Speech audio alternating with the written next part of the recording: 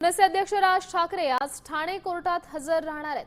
2008 मधील मनसे आंदोलनाची संबंधित सुनावणी प्रकरणी राज ठाकरे कोर्टात हजर राहतील।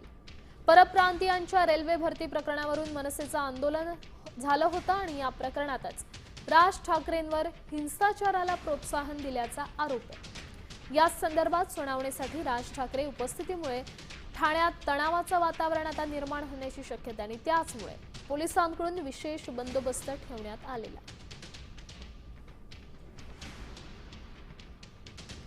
नेमकं प्रकरण काय तर 2008 मध्ये रेल्वे भरती दरम्यान उत्तर भारतीय उमेदवारांना मारहाण झाली। कल्याण स्थानकावर मनसैनिकांकडून मारहाण झाल्याचा आरोप आहे। रेल्वे स्टेशनचं मनसैनिकांनी नुकसान केल्याचा आरोप आहे। मराठी तरुणांच्या नोकऱ्या हिरावल्याचा मनसेचा आरोप आहे।